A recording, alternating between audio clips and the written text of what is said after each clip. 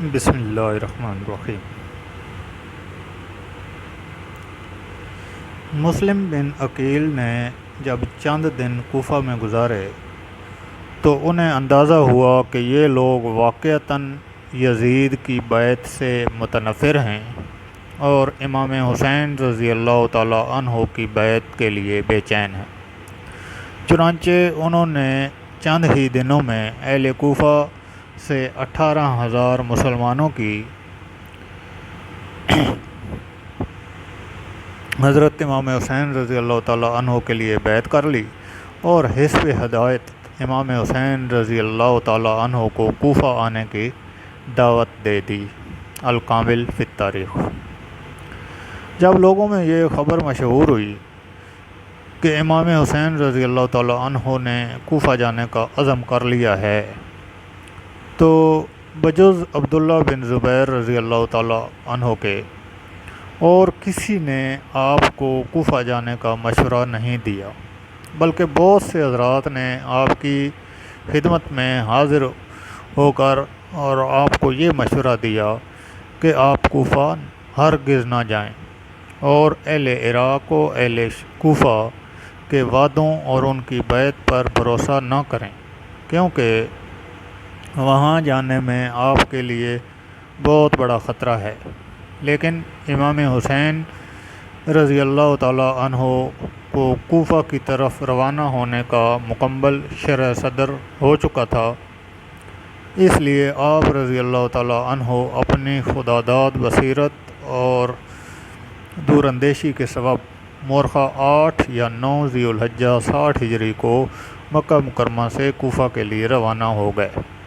کوفہ میں جب ابن زیاد کو آپ کی آمد کی اطلاع ملی تو اس نے مقابلے کے لیے پیشگی ہی اپنا ایک سپاہی قادسیہ کی طرف روانہ کر دیا۔ امام حسین رضی اللہ تعالیٰ عنہ جب مقام زیالہ پر پہنچے تو آپ کو یہ المناک خبر پہنچی کہ آپ کے چچا زاد بھائی کو اہل کوفہ نے شہید کر دیا ہے۔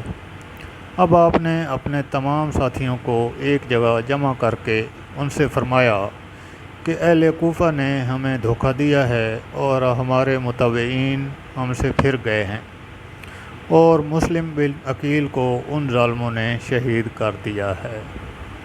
اب مجھ پر اپنے بھائی کا قصاص لینا فرض ہے، اس لیے اب چونکہ لڑائی یقینی ہے، اس لیے اگر کوئی پلٹنا چاہتا ہے تو پلٹ سکتا ہے، لیکن کوئی ایک ساتھی بھی ایسا نہ تھا کہ جو واپس جانے پر آمادہ ہو۔ امام حسین کے سب ساتھی ماشاءاللہ جان دینے والے لوگ تھے۔ بہرحال قافلہ آگے روانہ ہو گیا۔ امام حسین رضی اللہ تعالیٰ عنہ اور ان کے ساتھی ابھی رستہ میں چل ہی رہے تھے کہ دوپہر کے وقت دور سے کچھ حرکت ہوتی نظر آئی۔ غور کرنے پر معلوم ہوا کہ گھڑ سوار ہیں، اس لیے امام حسین رضی اللہ تعالیٰ عنہ اور آپ کے ساتھیوں نے ایک پہاڑی کے قریب پہنچ کر محاذ جنگ بنانے کا مشورہ کیا، لیکن ابھی یہ حضرات محاذ کی تیاری میں مصروف ہی تھے کہ 1,000 گھڑ سواروں کی فوج حر بن یزید کی قیادت میں مقابلہ پر آ گئی اور ان سے مقابلہ کے لیے آ کر پڑاؤ ڈال دیا۔ حر بن یزید کو حسنین بن نبیر نے 1,000 گھڑ سواروں کی فوج دے کر قادسیہ بھیجا تھا، اس لیے یہ اور اس کا لشکر آ کر امام حسین رضی اللہ تعالیٰ عنہ کے مقابل ٹھہر گیا۔ امام حسین رضی اللہ تعالیٰ عنہ نے حر بن یزید سے فرمایا، تمہارا کیا ارادہ ہے؟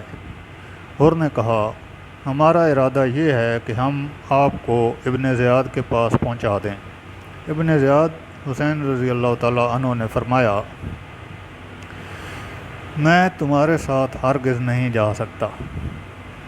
حر نے کہا، اللہ کی قسم، پھر ہم بھی آپ کو یہاں تنہا نہ چھوڑیں گے۔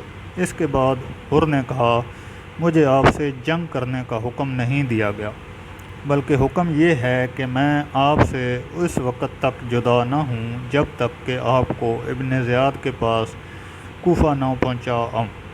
اس لیے آپ کوئی ایسا راستہ اختیار کریں جو نہ کوفہ کو جاتا ہو اور نہ مدینہ کو، یہاں تک کہ میں ابن زیاد کو خط لکھوں اور آپ بھی یزید یا ابن زیاد کو خط لکھیں۔ شاید اللہ تعالیٰ میرے لیے کوئی آسانی پیدا فرما دے اور میں آپ کے ساتھ مقابلہ کرنے اور آپ کو ایذا پہنچانے سے کسی طرح بچ جاؤں۔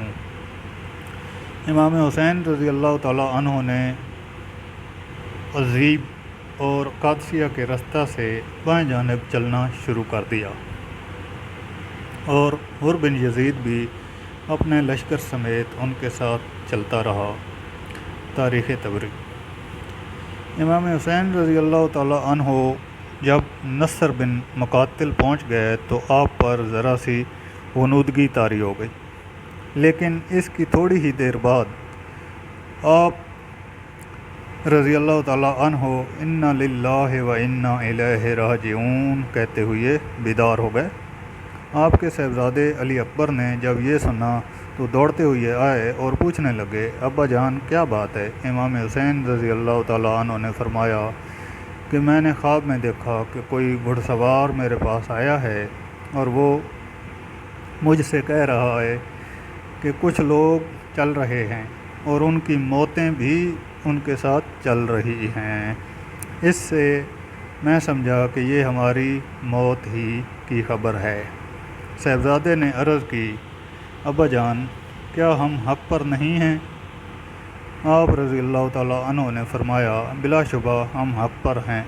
صاحبزادے نے عرض کیا، پھر ہمیں کیا ڈر ہے جب کہ ہم حق پر مر رہے ہیں؟ امام حسین رضی اللہ تعالیٰ عنہ نے ان کو شاباش دی اور فرمایا کہ واقعی تم نے اپنے باپ کا صحیح حق ادا کیا ہے۔ تاریخ طبری۔ اس کے بعد امام حسین رضی اللہ تعالیٰ عنہ آگے کی طرف چل دیے اور جب مقام نینوا پر پہنچے تو ایک گھڑ سوار کوفہ سے آتا ہوا نظر آیا۔ یہ سب اس کی آمد میں اپنی اپنی سواریوں سے نیچے اتر گئے۔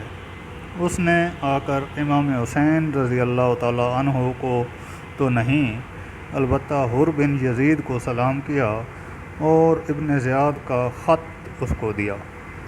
حر نے ابن زیاد کا خط پڑھ کر اس کا مضمون امام حسین رضی اللہ تعالیٰ عنہ کو سنایا اور ساتھ ہی اپنی مجبوری بھی ظاہر کی کہ اس وقت میرے سر پر جاسوس مسلط ہیں، اس لیے فی الحال میں آپ کے ساتھ کسی بھی قسم کی کوئی مصالحت نہیں کر سکتا۔ اس کے بعد ابن زیاد نے کوفہ سے عمرو بن سعد کو مجبور کر کے 4000 کا لشکر دے کر امام حسین رضی اللہ تعالیٰ عنہ کے مقابلے کے لیے بھیج دیا۔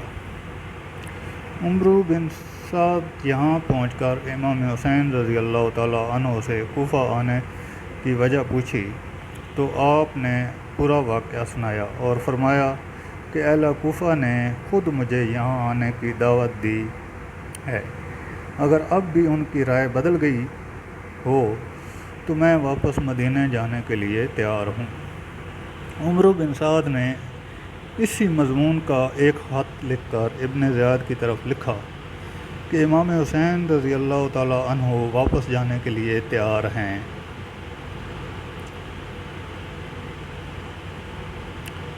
جاری ہے۔